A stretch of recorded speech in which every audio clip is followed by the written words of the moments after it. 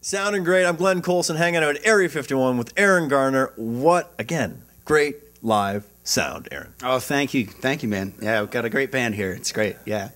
Now, it's great because you were in Nashville, so I want to talk about your writing a little bit. Yeah. Because I'm sure that opened, you know, a lot of windows and doors and everything else as far as your writing goes. I mean, it really opened you up.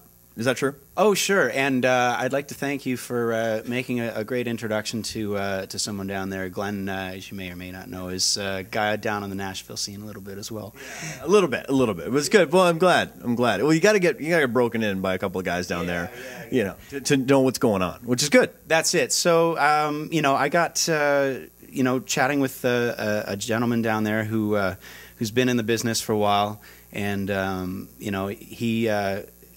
You know, I went in and he offered to critique some of my music to sort of find out where I was at coming into the Nashville scene, and so that was a really informative, you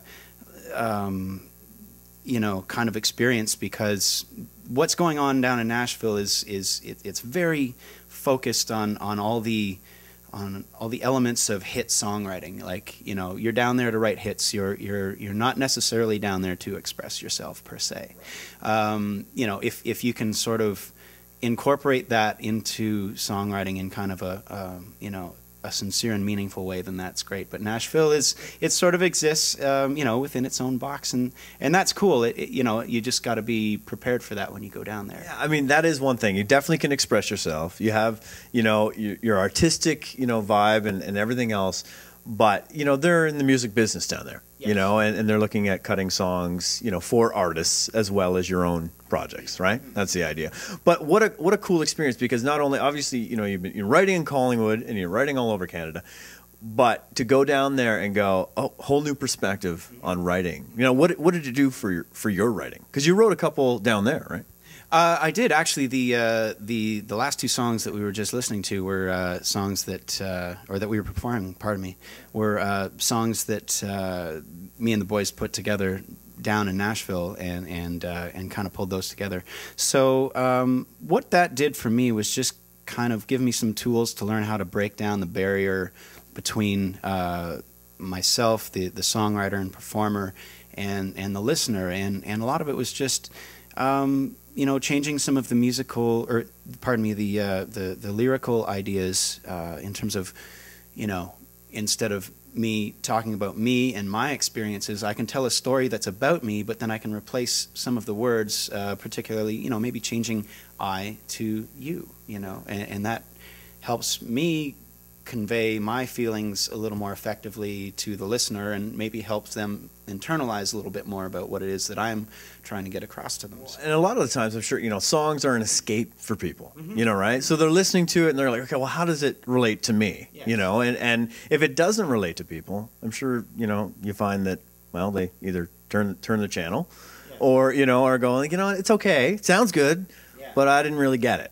Right, so you got to work on that. Exactly. There's the same gentleman has an interesting anecdote about getting that point across. He calls it the 7 a.m. rule, and anybody who's familiar with Nashville will know that you know, the aim is to basically try to capture someone's attention in the midst of everything else that they're doing in the course of their normal day. And if you can grab someone at 7 o'clock in the morning, when they're trying to get the kids out the door to school, they've got the car on, it's freezing cold outside.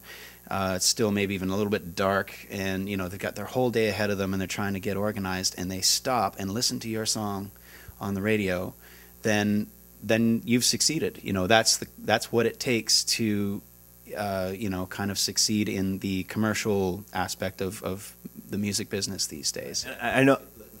I know, yeah, exactly. And I know you're being very polite, but we can, when you say 7 a.m. rule, I know we're talking about Ralph Murphy, of course, at ASCAP, and we could totally say that because Ralph would appreciate that. But it's true, you know, he's a Canuck himself. Yes. So you go down there, and it's like you have Canadian guys will go down and go, you know what, you go and see Ralph. Yes. You know, make sure you know how Nashville's running, and really to help open up your writing and give you the straight goods. Yeah. Of what's going on, so which is great. But you know, talking about your record, and I know we're only 4 songs we have, and I know you have so many. But is there one in particular we can talk about, a certain story or inspiration, you know, where one of them came from? Well, since we're talking about Ralph, I guess we can go there. So, and in lieu of the conversation that we've been having about the songwriting, I came home after meeting with Ralph, and it was a very sort of direct critique about what I was doing right and what I was doing wrong, and some things that I had to work on. So I went back with my homework, back to Canada, and sort of thought about it for a while, and this song called "It's All About You" came out, which was kind of my little tongue-in-cheek rebuttal to what Ralph had been telling me. So it's sort of presented in the context of a relationship, but it's really me talking about what Ralph was telling me about what's going on down in Nashville. So well, and it's great because it's a really catchy tune. Okay. You get it, and it's like, yeah, it's got that commercial element to it. But what's great, because you've been playing live for so long, and you're a great musician. Period. But going from there to go, okay, well, there's a lot of great musicians, right? Especially in Nashville. Every time you swing a cat, and how many great guitar players, right?